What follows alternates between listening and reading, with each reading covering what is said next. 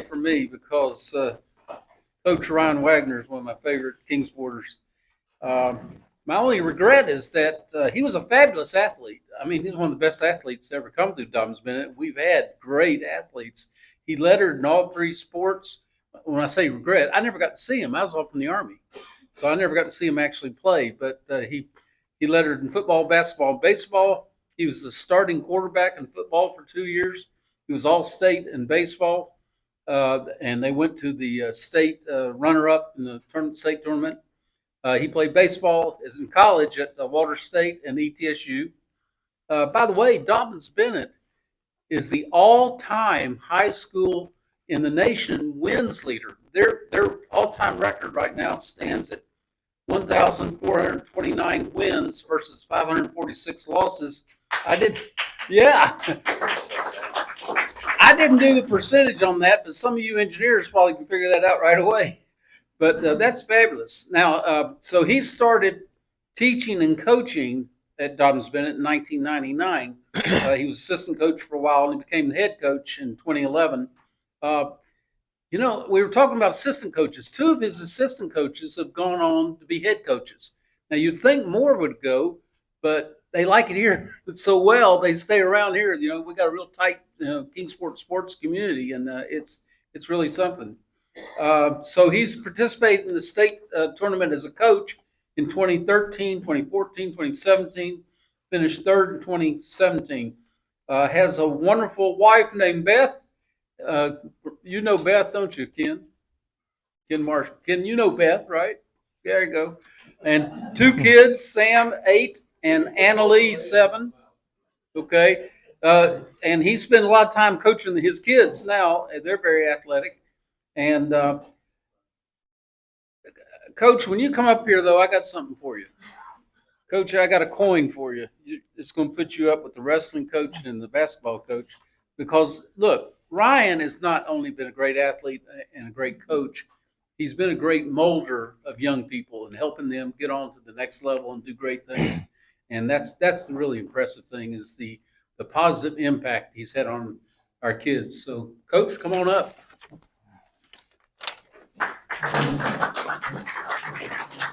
Thank you, sir. I appreciate that. I'll put that on the top shelf. Okay.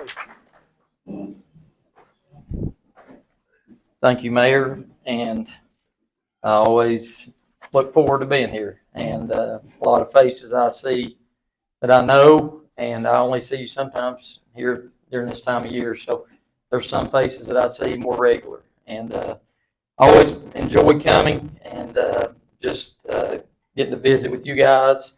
Over the years, I prepare a little bit about my speech, but I always like to give you guys and gals time to ask questions. I feel like that we almost enjoy doing that, so that way you can, maybe get some questions answered that you like. I got, he's already, Mayor spoke about my family, my wife Beth, and I got 2 kids, 9 and 8, Sam and Annalie. They're a blessing. They're good kids. I could kill them sometimes, but they are kind-hearted kids. And it's busy. This is a time of year where everybody asks, when do you start? Well, we start officially Monday, but we've not stopped since Labor Day. So, we're limited on what we do this time of year, and in the fall, it's changing a little bit. We start Labor Day. We do a throwing program and work out. One thing that Coach Fleming, the strength coach, y'all know Zach, a lot of you, he's worked on it for a few years. We're finally able to have a class where our basketball and baseball guys are in the same class during the day. And I think there's some soccer players in there too. And then they have a football class, which obviously there's more kids in football, so they have to be a little bit more on their own. And then later in the day, they have some freshman classes where most of the athletes can take weights during the day. And then after school, we can just focus on more skill work, which is really nice. So, just a little bit about these guys right here. I got Mason Barnett, if you'll stand, and Cade Maynard. And you guys can see it. I'll speak a little bit about them, and when we ask questions, if you want to ask them anything, that'd be fine too at the end. But Mason is a pitcher infielder. Both these guys are seniors, and we've got a lot of good seniors that are good kids, but I chose them today. I felt like just from what they've done on the field, but really, truly off the field, very, very good kids. Mason, well, just let me tell you a little bit about him. You'll see Mason's has a 4.3 GPA. He scored a 31 on the ACT, and you'd have to take two of mine back my junior and senior year to add together to get that.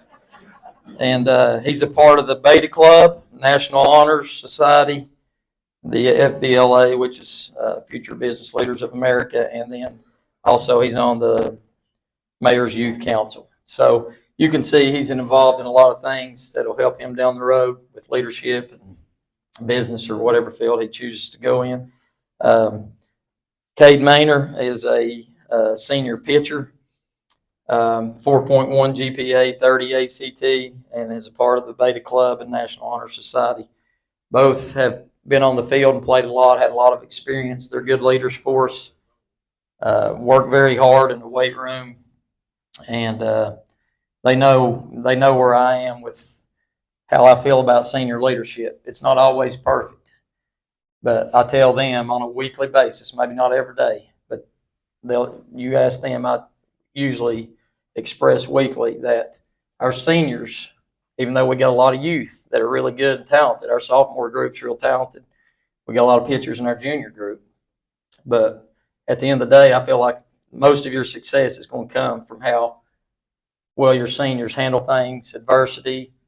Not just handling adversity, how you handle success. A lot of times we talk about in athletics, how do you handle adversity? Well, baseball is a sport of failure. Hall of Famers bat 300, which means 7 out of 10 times they're going to get out. So how do they handle getting out or not being the best on the mound that day pitching?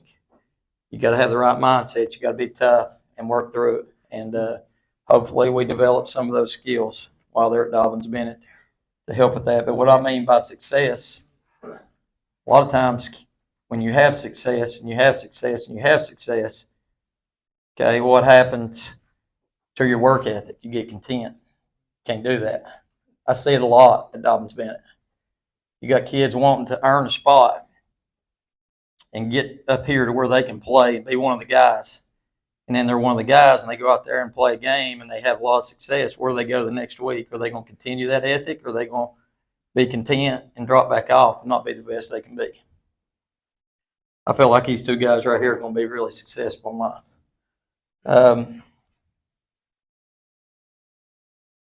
How long did you play baseball when you were young? Up till 15, Babe Ruth League.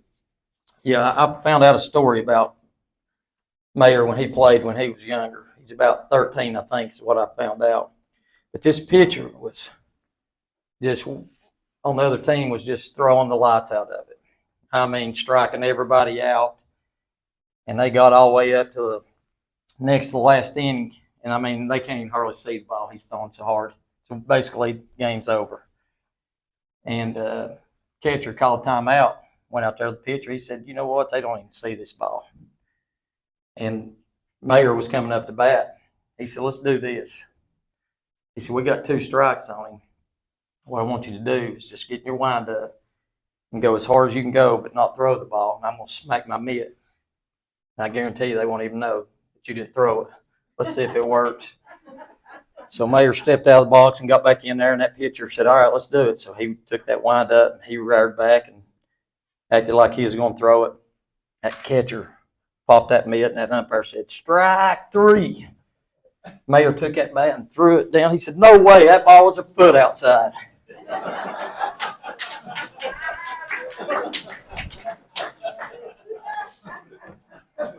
But anyway,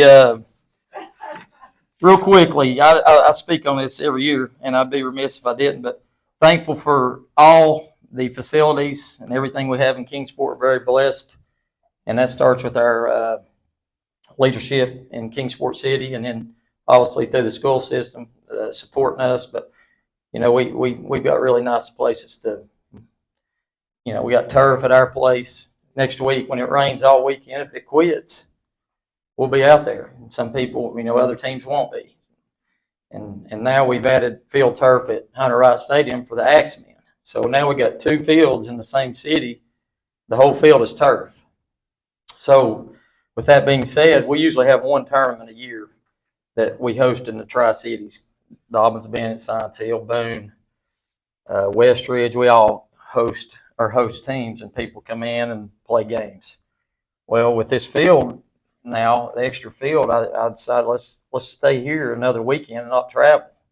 And we get good competition to come in. So for back-to-back weekends, the first weekend in April, so Easter's March 31st. It's early this year. The next 2 weekends after that, we're going to have games at Dobyns, Bennett, and Hunter Wright. And we got teams from 5 or 6 different states coming in. And a lot of them know about it already. A lot of them are hearing about it. And it's going to continue to grow. And we got teams from West Virginia, and I'm not just talking about Southwest Virginia. I'm talking about up in the Roanoke area. And there's 2 teams from there in Christiansburg, and 2 teams from South Carolina down in the Clemson area are coming. I mean, they don't have to go anywhere. They got great competition. The weather's probably better in South Carolina. Why are they coming here? They know they're going to get to play games on that turf. It's nice. They're going to get to play good competition. We got teams coming from Kentucky and Tennessee. Again, that's the April 4th through the 6th and April 11th through 13th. It's usually Thursday through Saturdays is what we do. We play conference games Monday and Tuesday. And then we play non-conference games usually the back end of the week. I was talking to somebody at the gym the other day working out. He said, what y'all do? What y'all play 2 days a week? And I said, no. I mean, our season is 30 games crunched into 8.5 weeks. Ryan will tell you his daughter plays at Dobyns Bennett basketball. It may go my fast to him, but it's about 3.5, 4 months long if you make it down the road. Ours is tight. So we play 4 days a week at least, and some days 5. So we got a really good schedule. We're going to Charleston, South Carolina again. I know you guys have heard me say that. It's just kind of a home away from home for us. We can get on the vans and be in Charleston in 5 hours. We go down on Monday of spring break, play 4 games, and then head back Thursday night and get back usually about midnight. So I can only handle about 3 nights with 20 high school boys. But it's a great trip for us. I know, the girls' basketball team went to Daytona at Christmas and got stuck on 95 for about 3 hours. I think it took them about 12 or 14 hours. We're pretty blessed with the opportunities. I've got a lot of contacts in Charleston, and there's a tournament there that's really nice. In fact, in 2015, we got hot and we won that tournament with a lot of good teams in it. But it has to match up. That tournament dates has to match up with when we can come, and it doesn't all the time. So we just find 4 games usually. But looking forward to our team, our season. 7 seniors. We have 11 juniors, 8 sophomores, and 14 freshmen in our program. It's around 40 kids. So we probably got more than most teams have. Most teams probably anywhere from 28 to 34-ish. But I feel like that it's these kids are worthy of being a part of our program. And I tell you what, we'll just take some questions now. Come on. Currently, we have both. I have a schedule for both. It includes somewhere probably about 16 to 18 games for both teams. Our sophomore group, as I mentioned already, is pretty strong. A lot of them contribute on the varsity. This year will be a little unique in the fact that our freshman group's strong too, but a lot of them will play the freshman and the JV games. And we'll use pieces from the sophomore group and maybe a junior or 2 if we need them to play too. But yes, and I have coaches that are younger that play for me that do a great job with those 2 teams as well. Coach, at the TAC, formerly known as Sullivan North, what's going on with the baseball field there? Well, Lee and the Kingsport maintenance guys are keeping it up. John Sevier Middle School used to rely on Domtar and maybe going to Hunter Wright a little more often. Now they can use Sullivan North, and I know the softball field is used by Robinson Middle School, and it's a good place too. So some of our tribe baseball programs use the softball field as well, the younger kids, because it's more conducive to their size. So we can get a lot of value out of that. We'll put pressure on David Sewell. He's the director of maintenance in Kingsport. If it's not in good shape, it's his fault. Just like if the heating and cooling is not working at the schools. Yes, Mr. Duke. I'm excited to hear about the 2 back-to-back weekend tournaments, and I hope it evolves like the Arby's Classic, where you have people that are good D1 athletes playing in that tournament in high school. You know, I know Arby's had a lot of professional athletes play up in Bristol. So that being said, do you have? I know a lot of the boys probably aspire to play D1 or pro baseball, but what do you have for D1 potential? So our normal tournament, which is the April 11th through 13th, is kind of open to anyone that wants to participate in it. We got more sites. But that first weekend I spoke about, we're using that extra weekend. It's kind of more of a classic. It's not usually in a tournament, everybody would play 3 or 4 games over a 3-day span. This is more like how many you want 2 games.